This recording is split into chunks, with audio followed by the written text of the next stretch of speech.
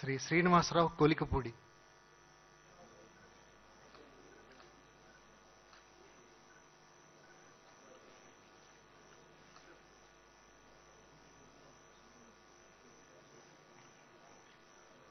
కొలికపూడి శ్రీనివాసరావు అనే నేను